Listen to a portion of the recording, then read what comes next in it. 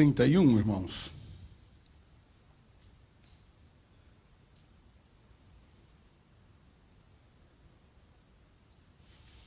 Diz assim: e tendo eles orado, moveu-se o lugar em que estavam reunidos, e todos foram cheios do Espírito Santo, e anunciavam com ousadia a palavra de Deus. Amém? Eu tenho como esse versículo como o fundamento do propósito para o que nós conhecemos como pentecostalismo. Amém? Nós já assimilamos a palavra pentecostal, apesar dela não ser utilizada grandemente até os idos de 1560, até os anos de 1500. Não se mencionava diretamente a palavra pentecostal no sentido que nós compreendemos, que é o da operação do Espírito Santo através dos dons e do batismo com o Espírito Santo. Se falava do Pentecostes como a festa judaica, não é? A festa judaica, alguém se lembra quando é que ela ocorria?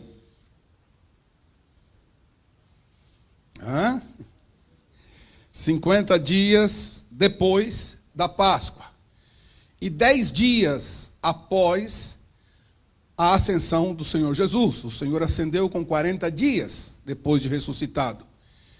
E com 50 dias depois da Páscoa, que foi a sua morte, então aí se dava a festa do Pentecoste. O que comemorava a festa do Pentecoste? Primeiramente, as entregas das leis de Moisés ao povo de Israel quando ele desce o monte. Segundo, a festa das primícias, os primeiros frutos que eram recolhidos quando do tempo da colheita e eram apresentados no templo como oferta ao Senhor. Amém? E para nós cristãos passou também a ser a data do cumprimento da promessa do Senhor Jesus Cristo sobre a vinda do Espírito Santo para habitar e estar com a igreja dele na face da terra. Agora, é emblemático que nesta festa estejam contidas estas 3 manifestações espirituais: o recebimento da lei, os primeiros frutos, que eram o sinônimo de uma grande colheita que ainda haveria de vir, amém? Que foram sacrificados ao Senhor, com a ajuda do Santo Espírito de Deus manifestado sobre o povo do Senhor, amém? Então este é o começo do pentecostalismo, como nós cremos, amém? E como reconhecemos. Por que o senhor diz isso, pastor? Porque existem algumas linhas protestantes que não vêm desta maneira, continuam achando e restringindo a festa do Pentecostes ao que o judaísmo crê, ou então limitando para a igreja a ação do Espírito Santo. O meu tema, irmãos, que me foi assignado é pentecostalismo histórico. Eu sei que isso implica naquilo que somos, não é? E as suas diferentes fases. Existe o pentecostalismo histórico, existe o pentecostalismo unicista, que veio depois, existe o pentecostalismo da segunda onda, chamado o neopentecostal, que na verdade já é uma derivação do movimento carismático de 1950, amém?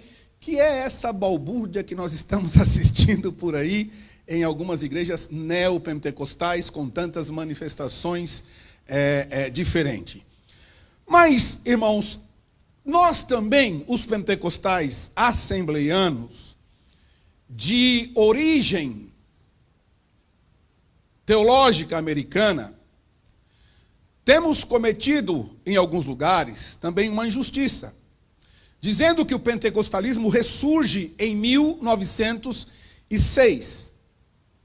Ou alguns ainda põem 1900, quando Parham abre um instituto bíblico pela experiência. Quem foi mesmo a primeira pessoa que foi batizada com o Espírito Santo aqui desse novo período?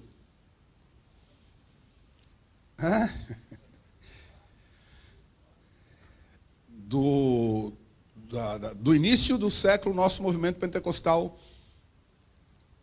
de 1900. Topeka Arkansas. E a pessoa foi Agnes Osman, uma evangelista de 30 anos, que no final do ano, dia 31 de dezembro, queria uma oração para receber o dom de línguas para ir pregar na China. Eles leram o livro de Atos e Parham conduziu aquela oração e Agnes foi batizada com o Espírito Santo e nós recebemos a informação incompleta de que a glossolalia ressurge. O que é a glossolalia, pastor? Glossolalia é o ato de falar em línguas, falar em mistérios com o Senhor. Nós tem alguns outros términos aí que diz respeito somente a falar outras línguas e não línguas angelicais, mas a glossolalia é quem, no seu tronco grego, nos permite entender as línguas que não são do conhecimento humano, e são as línguas dos anjos, estão inclusas dentro da glossolalia. Amém? Mas essa é uma falsa informação, irmãos. Na verdade, o movimento de pentecostal com batismo com o Espírito Santo, você vai achá-lo ao longo da história da igreja, inclusive na era medieval. Inclusive na era medieval. Você vai achar ele em muitos lugares. Em muitos lugares. E em muitos momentos da igreja, de perseguição e sofrimento. Em momentos em que o povo cansou da igreja organizada, da igreja fria e que tinha um desejo de comunhão mais com Deus, e saíram daquele dia a dia e foram para, como no começo, a oração e o refúgio espiritual. Os princípios, eu achei interessante quando eu estava complementando a pesquisa, que os princípios são os mesmos no livro de Atos. Inconscientemente, eles como que se refugiavam da realidade que estavam, buscavam aqueles que tinham sede e fome da presença de Deus, ia para o período da oração com Bíblia, ia reler novamente Atos, 1 de Coríntios 14, iam ler a Bíblia no que diz respeito ao pentecostalismo, e eram renovados, e recebiam o dom de falar em línguas e de agir no poder de Deus. Amém? Dentro do que é o movimento pentecostal, nós temos uma atuação muito grande do movimento pentecostal até o ano 300, depois do início da igreja. Aparece de uma forma mais clara, você tem muitos escritos sobre eles, sobre os pais da igreja e sobre os discípulos dos pais da igreja, como Orígenes. E ali eles vêm mostrando como eles buscavam. Agostinho de Hipona orava com imposição de mão para que se recebesse o dom de falar em línguas estranhas. Amém? Então, não é que ressurgiu em 1900, não. Ele ganha um ímpeto, uma força para o propósito de Deus, não é? Neste último tempo de evangelização e antes da vinda do Senhor Jesus, nós vamos entrar nisso depois, no que são as doutrinas nossas do pentecostalismo, como isso afeta o corpo de doutrina que nós possuímos hoje. Amém? E vem avançando, não é? Houve um discípulo de Orígenes, que com 14 anos ele estava se dirigindo ao Egito para fazer um curso de lei. E ele encontra com Orígenes, que era um discípulo de João, o apóstolo. E ele então fica embebecido com o evangelho. Ele e seu irmão esquece a lei e fica aos pés de Orígenes. E tem contato com o poder do Espírito Santo. Esquece a lei e ele foi ser pastor em Pontos, não na Itália, mas o Pontos que havia na Turquia. E ele Gregory, é Wonderwork, o nome dele, Gregory. Irmãos, ele foi chamado de o Moisés da cidade, pelo poder de Deus que operava na vida dele. Ele foi chamado de Moisés porque ele desviou o curso de um rio com a oração. com a oração no nome de Jesus.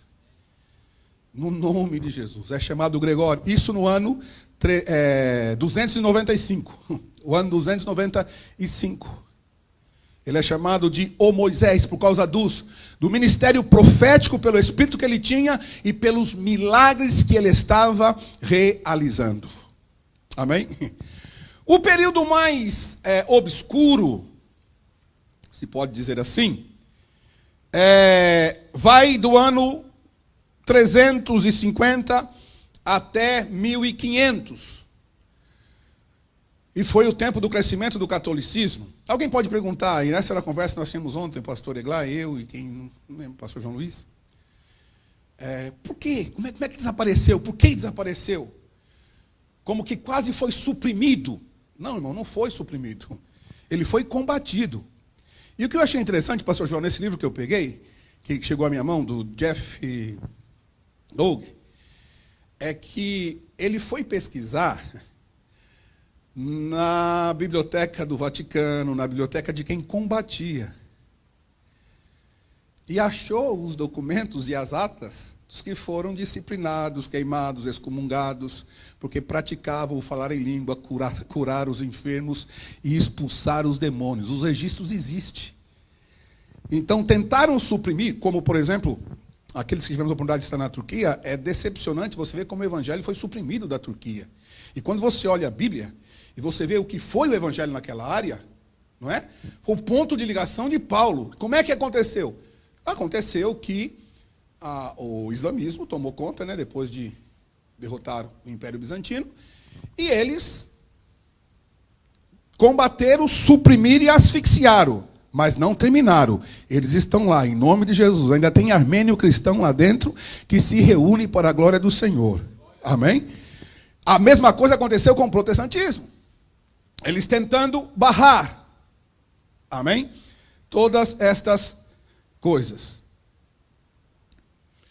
Então, só dando uma passagem, tem outros casos, como esse de Gregório que eu mencionei, que ocorreram até o ano 300, e que ocorreram entre o ano 300 até o ano 1100, quando ressurge novamente de forma a ser registrado de uma maneira mais intensa, alguns eventos sobre o Espírito Santo. Amém? Mas, quando você vai ver que o personagem do cristianismo primitivo, como o bispo Irineu de Lyon, quem falava das distintas manifestações do Espírito Santo e o dom de línguas. Irineu, que está na França, em Lyon. Amém? Um dos pais da igreja. E o dom de profecia. Este último dom também era ensinado por Tertuliano. O dom de profecia. Era ensinado não no sentido de ensinar a profetizar. Era ensinado no sentido de ser uma manifestação divina, vinda de Deus, que estava à disposição para a operação do povo do Senhor. Amém? O ênfase na prática do Espírito era compartido pelos montanistas de Frígida. Eles foram suprimidos por Constantino. Os montanistas, ou os montaneses, não é porque viviam na montanha, era porque o nome do fundador era Montano,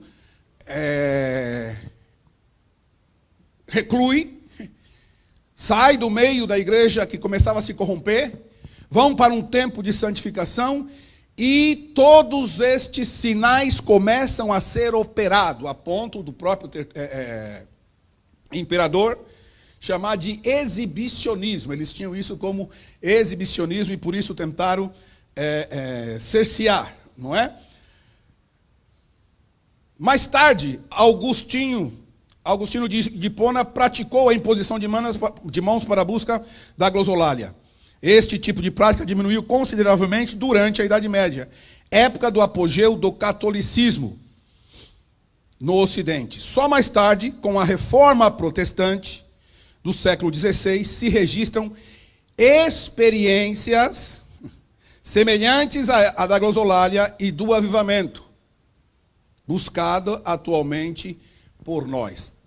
Por exemplo, os anabatistas, que são os originários batistas atuais. Se você conversar com um teólogo batista, pastor batista, eles não se dizem fruto da reforma protestante.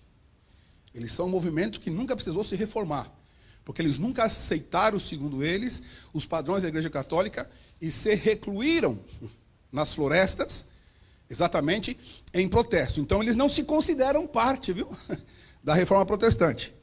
Muitos deles se consideram evangélicos, igreja, mas não da reforma de Lutero. Eles já vinham fazendo a reforma de Lutero. Mas eles sofreram a condenação de Zwingli acerca do batismo.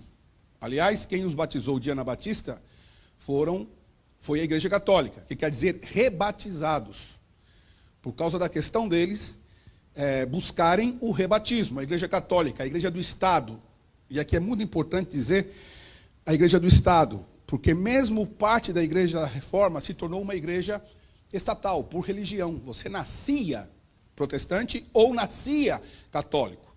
E assim sendo, você tinha que passar pelos ritos. E não havia uma conversão. Por isso que Charles Finney, em 1800, vai fazendo um sucesso muito grande com a sua teologia de decisão pessoal. Porque não havia necessidade de decisão pessoal como nós conhecemos hoje. Nós estamos falando de doutrina do pentecostalismo, estamos falando de evolução da doutrina histórica. Amém? Então, os anabatistas começam a batizar em águas e a ressuscitar, neste momento, a doutrina de Atos dos Apóstolos. Amém? Sobre o Espírito Santo. E há diversos registros de pessoas falando em línguas no meio dos anabatistas, isso no ano de 1561. Então veja que ainda faltavam 4 séculos, 3 séculos e meio, para chegar ao ano 1900. Amém? Amém ou não? Mas Deus nunca deixou de operar.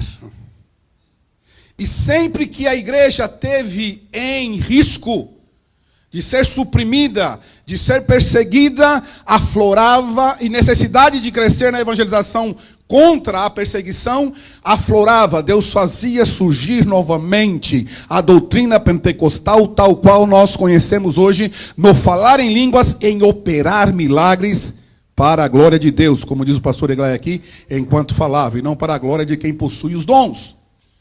Amém ou não, irmãos? Então eles começam com os anabatistas. Os pietistas, por sua vez, também cansaram do luteranismo formal.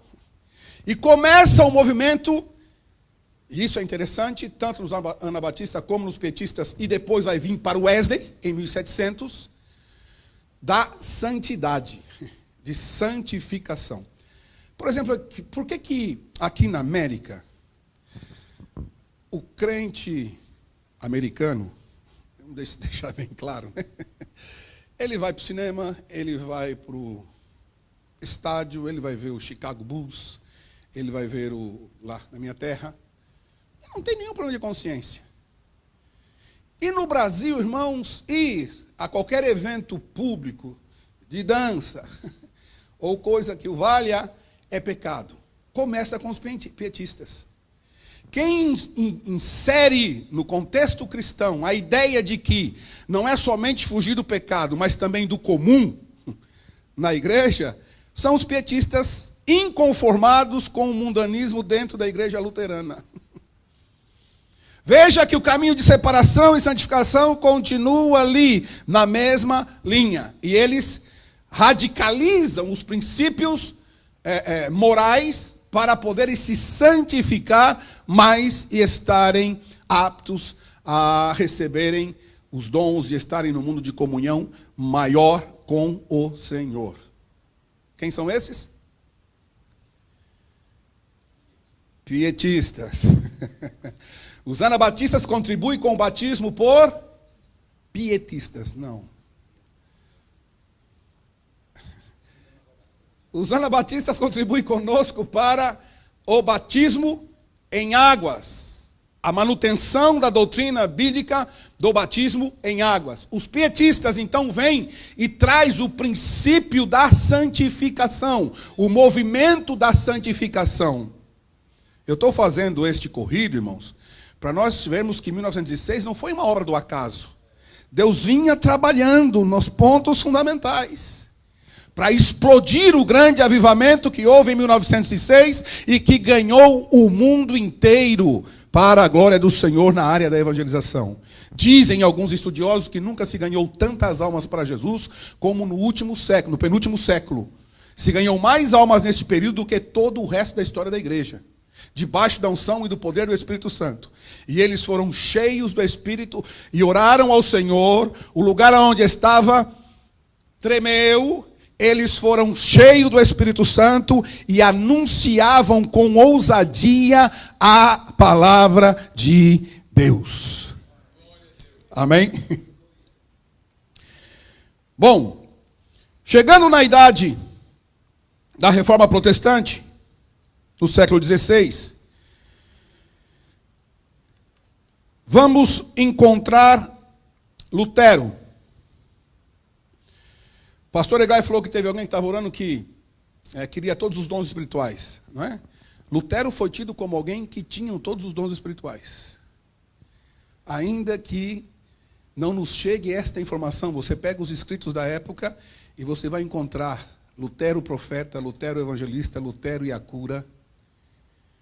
Ele, uma ocasião, um dos seus principais apoiadores e defensores estava com câncer para morrer. E ele estendeu a mão e disse: em nome de Jesus, eu te ordeno que seja curado. Deus não permitirá que eu sofra esta grande decepção neste momento da história do seu evangelho. A pessoa não foi só curada, como viveu muitos anos mais servindo a Deus juntamente com ele. Amém? Então você vai ver que muito da frieza vem pelos discípulos, não por aqueles, os discípulos, eu digo os seguidores posteriores, não por eles próprios. Lutero não tinha restrição à ação do Espírito. Por isso que ele é tido como alguém que possuía todos os dons para o seu tempo. Impressiona, né? Nós sempre tivemos a ideia que Lutero era somente o pai da Reforma Protestante, que tinha uma mente mais politizada com o catolicismo, mas ele era espiritual até o íntimo do seu ser. Amém? Guardando a comunhão com o Senhor. Bom, quem compõe Castelo Forte, irmão, não pode estar fora da unção e da inspiração do Espírito Santo. Amém? Quem compõe o que compõe Lutero não pode estar atuando fora da atuação do Espírito sobre a sua vida. Quantos podem dizer glória a Deus, irmãos, nesta manhã? E vamos ir citando outros. Eu estou correndo para deixar para o segundo horário a outra parte mais doutrinária. Chegamos a Wesley, não é? John Wesley, irmãos, vai receber influência de Charles Finney e também dos pietistas e da obra da santidade, holiness, né? Movimento holiness. Ele traz isso para dentro do metodismo e não causa pouca confusão, não. Ele causa muita confusão no metodismo. Muita. Porque alguns teólogos, e os mais importantes, entre eles White, não aceitavam a posição de Wesley em relação ao Espírito. As manifestações espirituais produzidas pelo Espírito Santo, ao qual, como resultado desta alegria, deste gozo que Wesley descrevia, ele chamou de quê mesmo? Essa experiência? John Wesley. A segunda experiência. A primeira de gozo era a salvação. Mas o crente tinha que passar pela segunda. Por quê? Porque Wesley vinha de uma igreja onde o protestantismo era igreja de Estado. Então, alguns se convertiam por ser de famílias evangélicas, mas, na verdade, o encontro verdadeiro era quando ele era cheio do Espírito. E o que ele chamou de segunda experiência. O que White combatia tremendamente, dizendo que não. Seguindo a tradição formal, que essa experiência, na realidade, era a mesma. E que era a alegria da salvação e não a alegria do Espírito. Mas Wesley não. Além de falar da segunda experiência, ele opera no poder do Espírito. É fenomenal. Os pastores que vão a Chicago, eu costumo levar ali no museu de Billy Graham. E lá tem a história, né? Um pouco da história do Evangelho na América. E tem uma seção que é para o tempo de Wesley. Wesley envia um missionário para lá, chamado John Asbury, não é? Asbury recebe a igreja metodista com 300 crentes. Ele passa 10 anos ali e entrega com 3.000 obreiros. 3.000 obreiros, atuando pelo poder do Espírito Santo e pregando o que Wesley tinha ensinado sobre o Espírito de Deus. Amém ou não? Chegamos a Dwight Moody. Moody, no ano de 1800 e alguma coisa. Também, no meio do seu ministério, exatamente na semana anterior a ele viajar para a Grã-Bretanha, para o Reino Unido, para pregar, ele estava insatisfeito, mais ou menos insatisfeito com a sua vida espiritual. E recebe 2 irmãs do movimento da santidade que disseram para ele, tocaram a porta da casa dele e falaram: nós viemos orar com o Senhor, que o Senhor precisa do Espírito Santo para poder pregar melhor o Evangelho. Do poder do Espírito. Ele escreve, Moody escreve isso. E ele diz que não, que ele já tinha esse poder. Isso foi antes da semana dele viajar. Na semana que ele viajou, ele não aguentou. E ele buscou encontrá-las e chamou para a oração. Então ele relata a sua experiência. Ele relata que ele se jogou de joelhos, chorou como nunca tinha chorado antes e nunca sentiu uma glória e uma presença de Deus. Ele disse que a partir daquele momento ele morreria se tivesse que pregar o Evangelho sem aquela presença. E não precisamos dizer o que o Moody fez, não é? O que Moody realizou sendo uma pessoa com pouca cultura. Era um Pedro do século XVIII. Não um Pedro na brutalidade, mas um Pedro cheio do poder, da unção, da graça, da ousadia e da autoridade de Deus. Esse é o movimento que você pertence. É isso que nós herdamos e é nesse mover que Deus opera e quer continuar a operar no meio da igreja. São esses obreiros novos e nós, os mais experimentados, que devemos ser renovados no poder do Espírito de Deus para operar segundo o querer dele no meio da igreja. Deixando, às vezes, muitas formas, não as doutrinas bíblicas, algumas formas que não importam e que restringem, e dando liberdade ao Espírito Santo para que ele possa continuar a operar em nós e através de nós. Bendito seja o nome do Senhor Jesus Cristo. Irmãos, aqui em New Jersey, no ano de 1860, teve um acampamento, teve uma série de acampamentos. Houve no período de 1800, tudo isso antes de 1900, acampamentos para batismo com o Espírito Santo. Vineland, tem uma cidade chamada Vineland aqui no estado. Há relatos deste pessoal do movimento da santidade, e agora misturado com o movimento da sanidade e da cura, que se reúne e recebem poder do Espírito Santo em acampamento. Alguns tinham o nome de acampamento de Atos, acampamento para a busca do batismo com o Espírito Santo, acampamento para a busca do poder do Espírito Santo. E eles realizaram isso, Deus movendo, né? Isto, e muitos foram cheios do poder do Espírito Santo. Então, Parham, quando resolve orar por Agnes, ele já tinha este conhecimento prévio. Amém?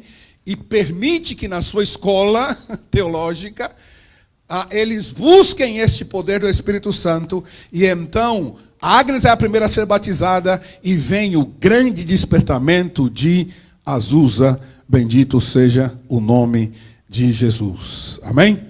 E nós vamos parar o estudo neste ponto, nesta manhã, e à tarde estaremos começando então de Azusa até o Brasil. Amém? Eu queria ler, aliás, eu não queria ler, deixa eu ver se eu trouxe aqui, se está na minha pasta. Mas a gente vai falar isso à tarde. Durham, a experiência de Durham, não é? À tarde nós vamos falar da cisma de Parham com Seymour. O final de Durham e Seymour, e o surgimento de Parham e Seymour, e o surgimento de Durham, que tem muito a ver com o Brasil. Todos nós achamos que o pastor Gunnar Wingre foi batizado em Azusa. Não, ele foi batizado em Chicago.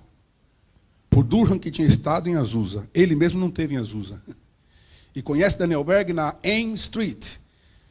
Os pastores que foram lá, eu vou levar, a igreja está de pé até hoje. Hoje ela é da igreja africana, mas está lá onde eles se reuniram, foram batizados com o Espírito Santo. Eu espero em Deus que um dia nós possamos comprar aquela propriedade, em nome de Jesus. Amém? Deus os abençoe. Nos vemos no período da tarde.